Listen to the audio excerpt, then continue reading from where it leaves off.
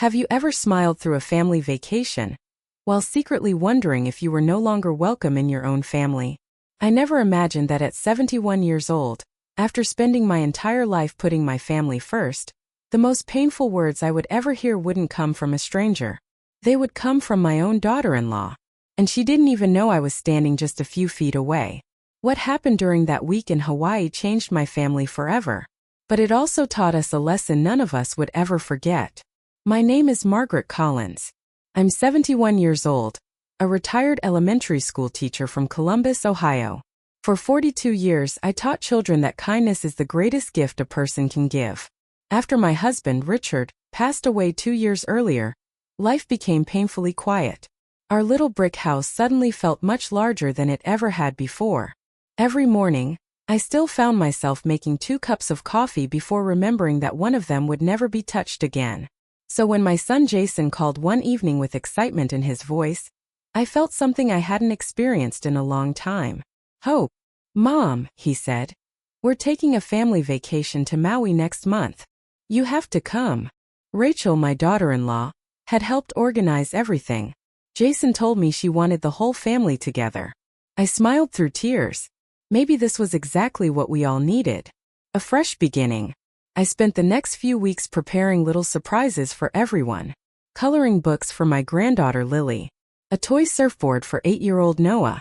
Homemade chocolate cookies wrapped in blue ribbon. And for Rachel, I bought a delicate silver seashell necklace because I wanted her to know I truly appreciated everything she had done to bring the family together. As my plane landed in Maui, I looked out the window at the sparkling blue ocean. The palm trees swayed gently in the warm breeze. For the first time since Richard's passing, I felt as though happiness might finally be finding its way back to me. I had no idea that before our vacation ended, I would overhear a sentence that would break my heart more deeply than losing any possession I had ever owned. The first 2 days in Maui were everything I had hoped they would be. At least, that's what I kept telling myself. Our resort overlooked the Pacific Ocean. Every morning the sound of waves drifted through my balcony doors, and the scent of tropical flowers filled the warm Hawaiian air. It should have felt like paradise. Instead, I slowly began feeling like a guest in my own family. It started with little things. The first morning, everyone agreed to have breakfast together at 8. I arrived 10 minutes early, just as I always had throughout my life. My father used to say, "If you're on time, you're already late." But when I reached the restaurant, their table was empty. A waitress smiled politely. "Your family already left for the beach about 20 minutes ago." I forced a smile. "Oh, they must have forgotten to tell me." She looked sympathetic. "I'm sorry, ma'am." I told myself it wasn't intentional. People make mistakes. So I ordered coffee and watched families laughing together while I ate alone. An hour later, Jason finally called. "Mom, I'm so sorry. We thought you were still sleeping." I laughed softly. "It's all right, sweetheart.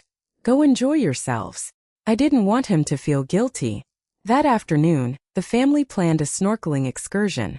Rachel held everyone's tickets in her hand. As she counted them, she frowned. "Oh, I only reserved 4. She looked at me briefly before smiling. "I just assumed snorkeling would be too difficult for you." Before I could answer, Lily tugged on my hand. "But Grandma loves swimming." Rachel chuckled. "This isn't the same, honey. It's better if Grandma relaxes at the hotel." Jason looked torn. He glanced at me. "Mom, are you okay staying behind?" I smiled again. "I'll be perfectly fine." The truth? I hadn't missed a swimming lesson in over 20 years. But no one asked what I wanted. That evening, while everyone excitedly shared photos of sea turtles and colorful fish, I quietly applauded each picture as if I had enjoyed the adventure too. Then something happened that made me pause. Every time I began telling a story, Rachel interrupted. "Oh, that's not important." Or, "We've heard this before." Each time the conversation moved on without me. No one seemed to notice. Except Lily. She quietly slid her chair closer to mine under the dinner table. Then she whispered, "I like your stories, Grandma." Those 6 simple words warmed my heart more than the Hawaiian sunshine ever could. But deep inside, I couldn't shake the feeling that someone was trying very hard to make me disappear. without anyone else noticing. On the third morning, I woke up earlier than everyone else.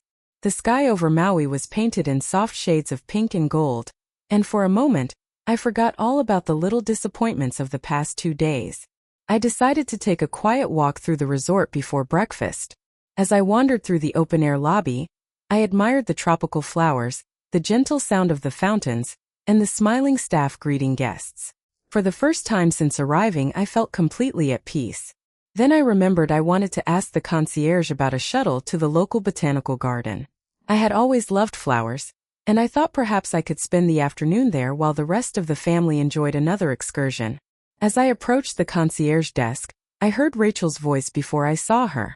She was standing with Jason's back turned several feet away, speaking quietly to a young hotel concierge. I wasn't trying to eavesdrop. I was simply walking toward the desk.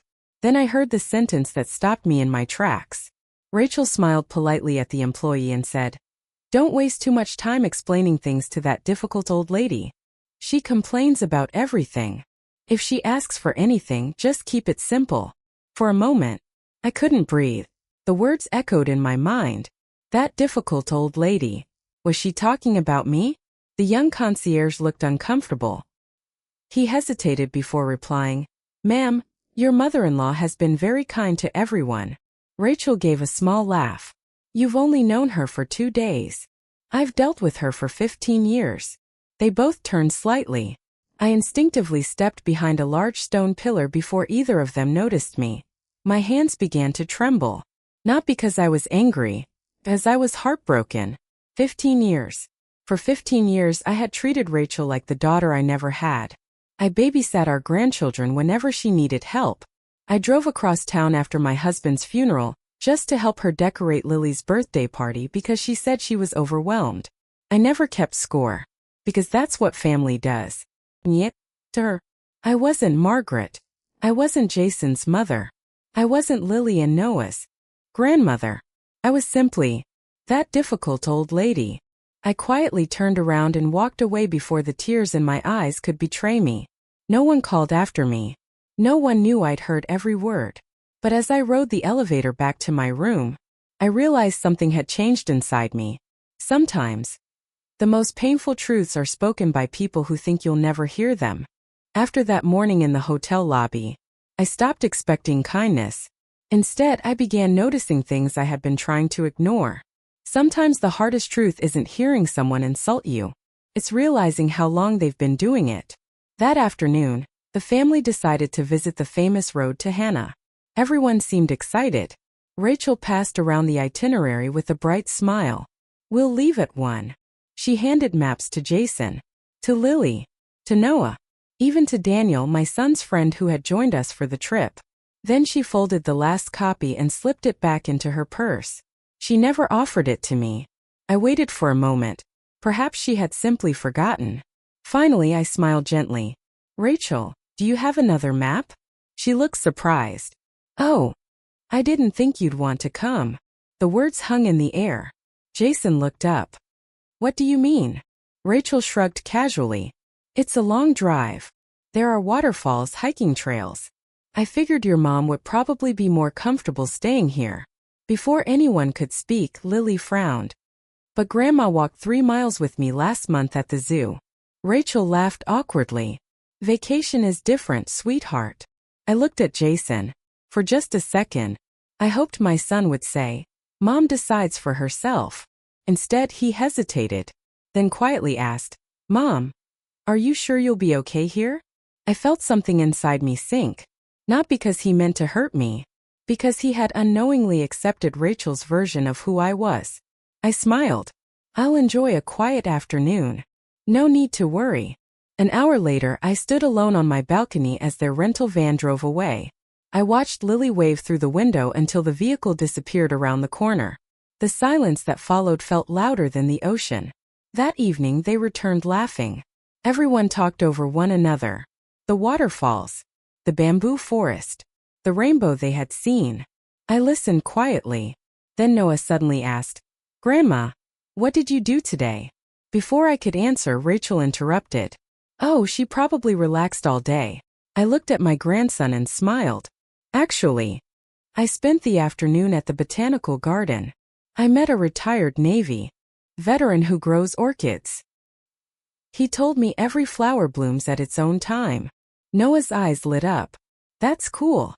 But Rachel glanced at her phone. Anyway, who's ready for dessert? The conversation ended before Noah could ask another question. Later that night, I stood alone on the beach. The moon reflected across the waves. Richard used to tell me, the ocean reminds us that quiet strength lasts longer than loud voices. I closed my eyes. For the first time, I wasn't wondering whether Rachel disliked me. I already knew the answer. The question now was, why? The next morning I skipped breakfast. I wasn't hungry. The thought of sitting at another table where my words disappeared before anyone heard them was more exhausting than the Hawaiian heat.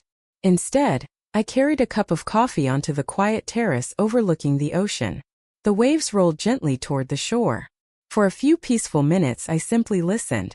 Sometimes silence is kinder than conversation. Mind if I join you? I looked up. It was the elderly concierge I had met briefly 2 days earlier. His name tag read, Carlos Hernandez. He looked to be in his late 70s, with silver hair, warm brown eyes, and the calm smile of someone who had spent a lifetime listening to other people's stories. Please, I said. I'd enjoy the company. He sat down with his own coffee. For a while, neither of us spoke. Then he noticed the small photograph tucked inside the cover of the book I was reading. Your husband. I smiled softly. Richard. We were married for 46 years. Carlos nodded. I lost my wife 8 years ago. It's strange, isn't it? The world keeps moving. But part of you still waits to hear their footsteps. I felt my eyes sting. Every morning, I admitted. I still make 2 cups of coffee. He smiled with understanding. We spent nearly an hour talking. Not about sadness. About life. About raising children. About the funny things grandchildren say. About my 42 years as an elementary school teacher. Carlos laughed when I told him how one first-grade student once asked if teachers slept at school. You must have changed thousands of lives, he said. I shrugged gently.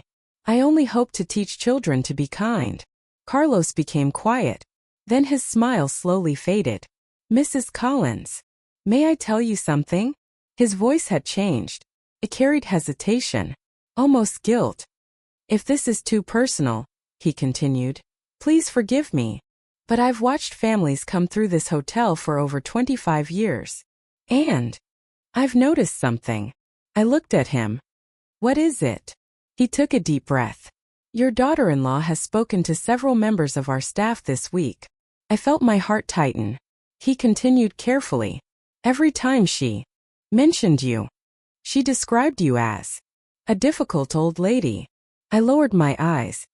So, it wasn't just that one conversation. Carlos slowly shook his head. No, I'm afraid not.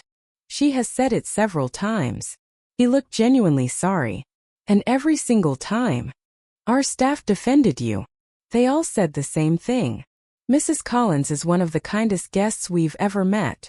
I looked out at the ocean. The tears finally came. Not because strangers had heard those cruel words, but because complete strangers had shown me more kindness than someone I had considered my own daughter for 15 years. I quickly wiped away my tears before anyone else could see them. Carlos pretended not to notice. Sometimes the greatest kindness is allowing someone to keep their dignity. He quietly stirred his coffee before speaking again. Mrs. Collins, I'm not sure whether I should tell you the rest. A strange feeling settled in my stomach. What rest? Carlos looked around to make sure no guests were nearby. Then he lowered his voice. During the past few days, your daughter-in-law hasn't only talked about you. She's also been asking questions. I frowned. What kind of questions? He hesitated. About your finances. My heart skipped a beat.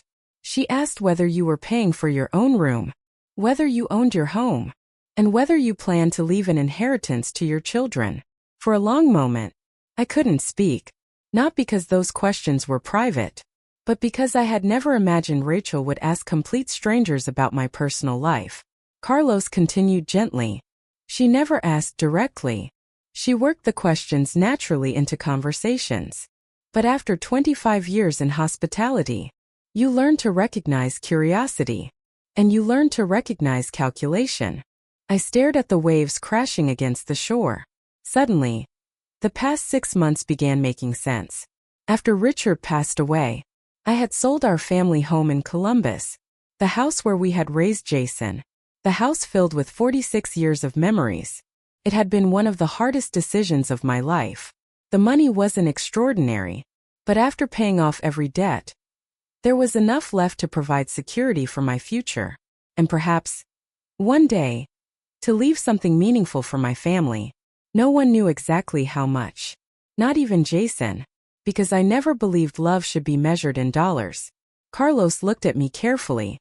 I hope I'm wrong, but I thought you deserved to know. I nodded slowly. No. You did the right thing. Just then my phone buzzed. It was a family group message from Rachel. Don't forget tonight's sunset dinner. Dress nicely, we're taking family photos. I stared at the screen. Family photos. The irony almost made me smile. Pictures can capture smiles. They can capture sunsets. They can even capture perfect vacations. But they never capture the conversations people have when they think no one is listening. As I slipped my phone back into my purse, I made a quiet promise to myself. For the rest of this vacation, I would stop pretending not to notice. Sometimes the truth hurts, but pretending it doesn't exist hurts even more. That evening, the sky above Maui glowed with shades of orange, pink, and purple as our family gathered for the sunset dinner Rachel had planned. The restaurant overlooked the Pacific Ocean. Live Hawaiian music drifted softly through the warm evening air. Every table seemed filled with laughter. Ours only looked that way. I sat quietly at the end of the table, watching Lily and Noah giggle over the colorful fruit drinks the waiter had brought them. For a moment, I convinced myself that perhaps I could make it through the rest of the vacation without another painful surprise. Then I heard it. Rachel leaned toward one of the waiters who had come to refill our water glasses. She smiled politely, but her voice was just loud enough for me to hear. If Grandma asks for anything extra, please don't worry. She's just particular. The waiter looked confused. Rachel laughed softly. You know, that difficult old lady. She said it so casually, as though those words had become my name. This time, someone else heard it too. Lily, my 12-year-old granddaughter, slowly put down her fork. She looked from her mother to me, then back again. Her little forehead wrinkled with confusion. Dinner continued, but Lily hardly touched her food. On the walk back to the hotel, she quietly slipped her hand into mine. Grandma, can I ask you something? Of course, sweetheart. She hesitated, then whispered, Are you really difficult? I stopped walking. My heart broke. Not because of Rachel's words anymore, but because those words had reached the ears of a child. I gently knelt beside Lily, brushed a strand of hair behind her ear, and smiled. Oh, sweetheart. Everyone has difficult days. But we should never call someone difficult just because they grow older. Lily looked into my eyes. Then why does Mom keep saying that? For a moment, I could have told her everything. I could have explained every insult, every disappointment, every tear, and said, I kissed her forehead. Sometimes adults say things they wish they could take back. Our job is to choose kinder words. Lily nodded slowly. I don't like hearing people talk about you that way. Hugged her tightly. Thank you. As we walked the rest of the way back to the hotel, I noticed something. Lily no longer walked beside her mother. She stayed beside me. And across the courtyard, Rachel noticed it too. For the first time during the entire vacation, I saw uncertainty cross her face. Because children have a remarkable gift. They don't just hear what adults say. They notice who deserves kindness. And that night, the first crack appeared in the story Rachel had been trying so carefully to create. The final evening of our vacation arrived. The sky over Maui burned with shades of crimson and gold as the sun slowly disappeared into the Pacific. Rachel had reserved the resort's most beautiful oceanfront restaurant for our farewell dinner. She wanted everything to look perfect. Candles flickered on every table. Soft Hawaiian music drifted through the evening breeze. A photographer waited nearby to capture our perfect family vacation. If someone had looked at us from across the room, they would have thought we were the happiest family in Hawaii. But appearances have a way of hiding the truth. Dinner had barely begun when Lily quietly pushed her plate aside. She looked unusually serious. Then she slowly stood up. Everyone stopped talking. Rachel smiled. "What is it, sweetheart?" Lily took a deep breath. "Mom, I want to ask you something." Rachel laughed nervously. "Of course." Lily looked directly into her mother's eyes. "Why do you keep calling Grandma that difficult old lady?" The entire restaurant fell silent. Even the waiter standing beside our table froze. Rachel's smile disappeared instantly. "What?" Lily didn't look away. "I heard you at dinner yesterday. And I heard you talking to the hotel staff. You always smile when Grandma is with us. But when she isn't, you call her names." Jason slowly lowered his fork. His face turned pale. "Rachel, what is Lily talking about?" Rachel forced a laugh. "Honey, she's just misunderstanding. It was only a joke." Before anyone could respond, Lily shook her head. "No, jokes make people laugh. I've never seen Grandma laugh. I've only seen her pretend to smile." Those words struck the table harder than any shout. I felt my throat tighten. Jason looked at me. "Mom, is this true?" For a moment, every pair of eyes was on me. I could have denied everything. I could have protected Rachel one more time. Instead, I quietly reached across the table and took Jason's hand. "I didn't want your vacation to become an argument." Jason's voice trembled. "So, it really happened?" I nodded gently. "I heard everything. The lobby, the restaurant, the hotel staff. I just didn't think saying anything would help." Jason slowly turned toward Rachel. His eyes were filled with disbelief. "You've been humiliating my mother all week." Rachel opened her mouth, but no words came out. For the first time since our vacation began, the carefully built image she had created began falling apart, and everyone at the table finally saw the truth. For several long seconds, no one at the table spoke. The only sound was the gentle rhythm of the waves crashing against the shore. Rachel stared at Jason. Jason stared at me. And Lily quietly reached for my hand beneath the table. Then Rachel finally broke the silence. "This has gotten completely out of hand. I never meant to hurt anyone. I was just joking." Her voice was calm, but no one laughed. Jason slowly stood up. His face was pale. "Rachel, if it was only a joke, why did you never say it in front of Mom?"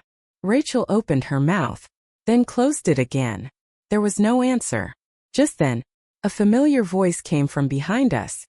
"Excuse me." Everyone turned. It was Carlos Hernandez. He wasn't interrupting as a hotel employee.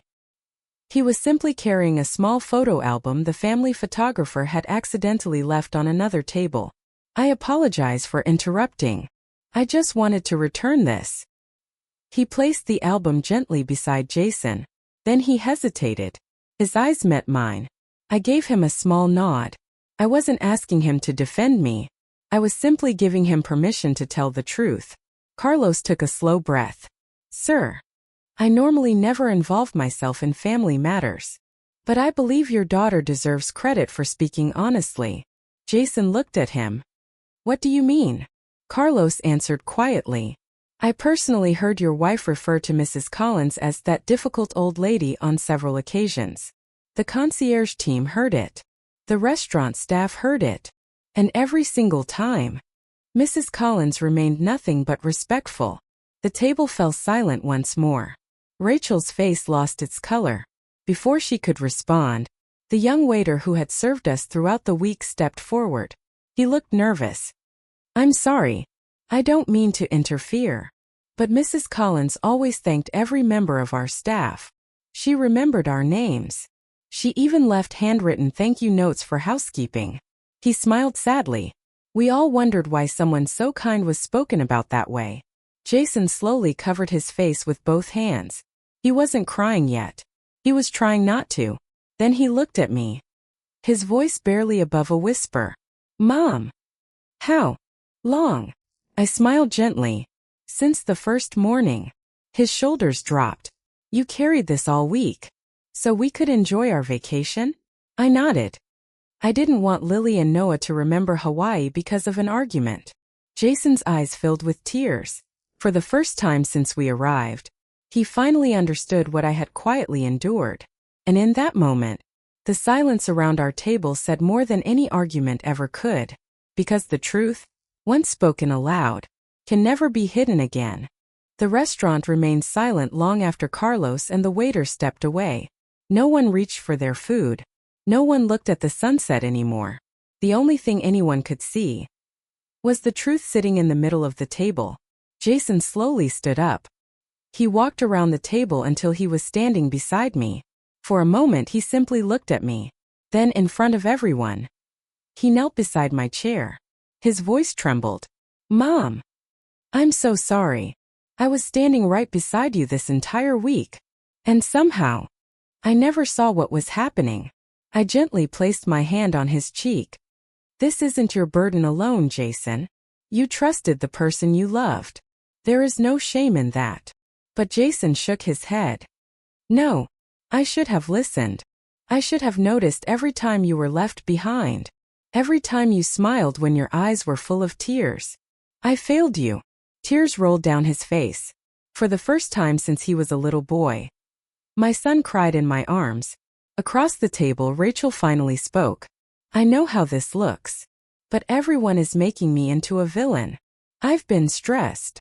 Planning this vacation wasn't easy. I never meant for any of this to happen. Jason slowly stood and turned toward her. His voice was calm. Calmer than I had ever heard it. Being stressed doesn't make someone cruel. It only reveals who they choose to become under pressure. Rachel lowered her eyes. I said things I shouldn't have. But I never thought Mom would hear them. The words hung heavily in the air. I'm sorry for saying them. Only, I didn't think she'd hear. Jason closed his eyes for a brief moment, then quietly replied, That's exactly the problem. He looked around the table. Lily. Noah. I want both of you to remember something. The true measure of someone's character isn't how they treat people who can help them. It's how they treat people who can offer them nothing except love. Lily squeezed my hand. Noah climbed out of his chair and wrapped his little arms around my shoulders. We love you, Grandma. I couldn't hold back my tears any longer. I hugged them both tightly. In that embrace, I realized something my husband Richard had always believed. Respect isn't demanded. It is earned. One quiet act of kindness at a time. And no amount of pretending can ever replace genuine love. The next morning, before we checked out of the resort, I asked my family to meet me one last time on the beach. The ocean was calm. The same waves that had witnessed my heartbreak now seemed to carry away my pain. I looked at Jason, then at Rachel. I've made a decision. Everyone listened in silence. I was planning to update my will after this vacation. Rachel lowered her head. But not anymore. I've decided to postpone every decision about my inheritance. Instead, I smiled at Lily and Noah. In your grandfather Richard's memory, I'm creating a scholarship to help children who dream of becoming teachers. The rest can wait. Jason nodded with tears in his eyes. Rachel whispered, I'm sorry. I answered gently. Trust isn't rebuilt with words. It's rebuilt with choices. As the morning sun rose over the Pacific, I realized the greatest legacy I could leave my family wasn't money. It was showing them that kindness will always outlive wealth. 6 months later, Sunday afternoons looked very different. Every week, Jason brought Lily and Noah to my little house in Ohio. We baked chocolate cookies together, planted flowers in the backyard, and shared the kind of laughter I had feared was gone forever. One Sunday, there was an unexpected knock at my front door. When I opened it, Rachel was standing there. She wasn't carrying expensive gifts. She wasn't trying to explain herself. She simply held a small box in her hands. Inside was the silver seashell necklace I had given her on the first day of our vacation. I never truly appreciated this, she said softly. But now I understand why you chose it. It reminds me that kindness is quiet, yet stronger than pride. Tears filled her eyes. I'm not asking you to forget. I'm asking for the chance to become someone worthy of your forgiveness. I looked at her for a long moment. Then I gently closed the jewelry box and placed it back into her hands. Keep it. Not as a gift from me, but as a promise to yourself. A family isn't healed in a single conversation. It's healed by hundreds of small acts of love. Rachel nodded through tears. And for the first time in many years, she hugged me without pretending. As I watched my grandchildren laughing in the backyard beneath the golden autumn leaves, I thought of Richard. He had always believed that the richest families were not those with the biggest inheritance, but those who never allowed bitterness to become their legacy.